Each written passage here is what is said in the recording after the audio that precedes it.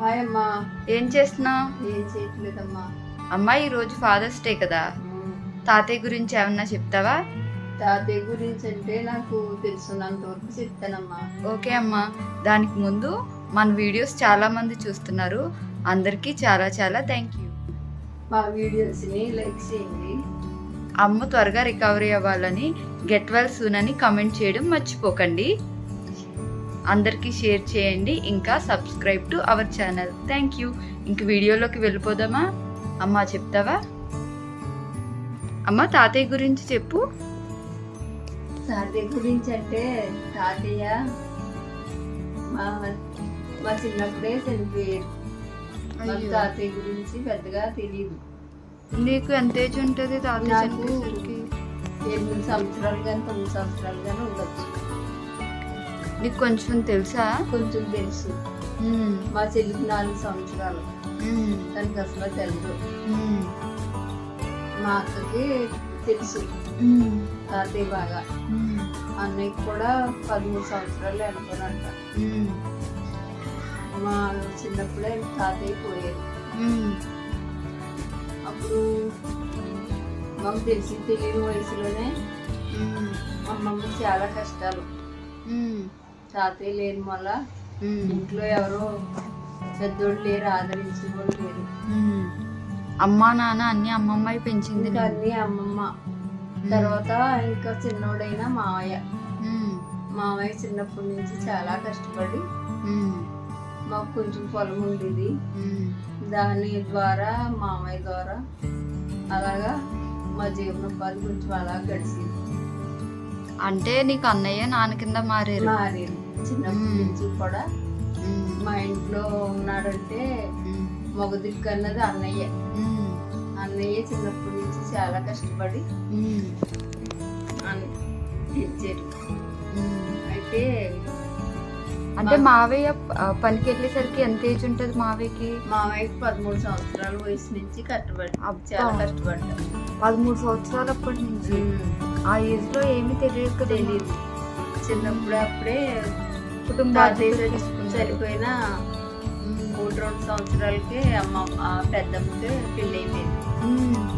పెద్దమ్మకి marriage చేసిన తర్వాత ఇంకా మామయ్య, నేను, చెల్లి, అమ్మమ్మ ఉండేవాళ్ళు. మేము కూడా చాలా కష్టాలు పడ్డాం. ఇంకా అలాగే అమ్మమ్మ మమ్మల్ని చాలా కష్టపడి పెంచింది. మావయ్య అప్పట్లో ఏం పని చేసేవారు? మావయ్య ఇంటికి బట్టి పని చేసింది. చేస్తే అప్పుడు ఎంత వచ్చేదో తక్కువే వచ్చేది. అది ఎంతని నాకు గుర్తులేదు.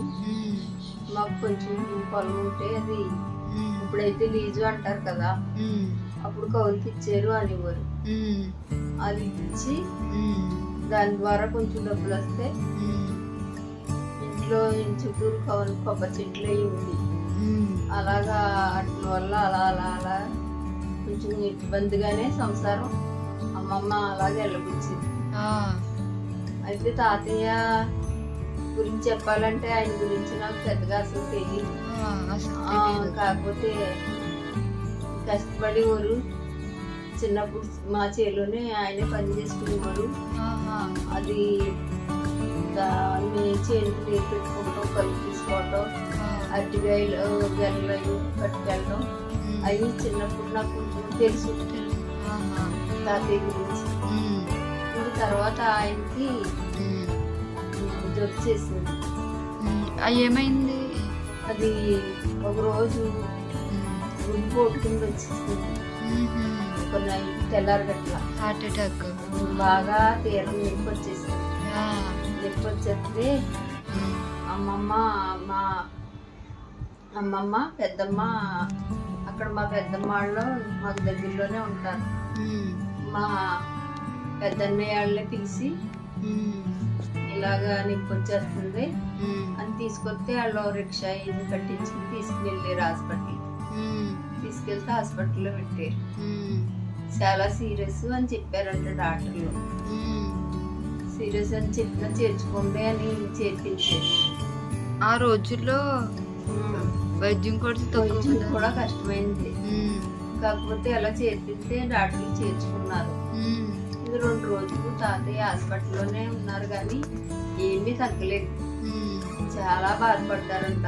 ఆ, ఒంట్లో నొప్పితో అప్పుడు మీకేం తెలియదు. తెలీదు. ఆ, మమ్మల్ని అయితే మేమైతే దగ్గరికి కూడా వెళ్ళలేదు. ఆ, పెద్దమ్మకు కొంచెం తెలుసు పాపం, మా అమ్మకి జతగా ఉంది, ఉమ్, మా అమ్మమ్మ కూడా ఉంది. ఉమ్, వెళ్ళే బాధపడేవారు, మాకేం తెలిసింది కాదు. అయితే 2 రోజుల తర్వాత ఉమ్. 3 రోజున ఇంక నొప్పి తగ్గపడగానే తాతయ్య చనిపోయారు. నుంచి కూడా ఇంక మాకు తండ్రి ప్రేమ అంటే ఏమీ తెలీదు. ఉమ్, ఇంకా అమ్మమ్మే తల్లి తండ్రి ఉమ్, అంతా అయ్యి మమ్మల్ని అలా చూసుకునేది. ఉమ్. మా అమ్మాయి కూడా ఇంకా చిన్నోడైనా తండ్రిలాగా బాధ్యత తీసుకుని మమ్మల్ని అలాగే చూసుకునేవాళ్ళు. ఇంకా అలాగే ఎదురుకి వెళ్ళేవాళ్ళు. అప్పుడు పెద్దమ్మ పెళ్లి చేశారు. ఉమ్.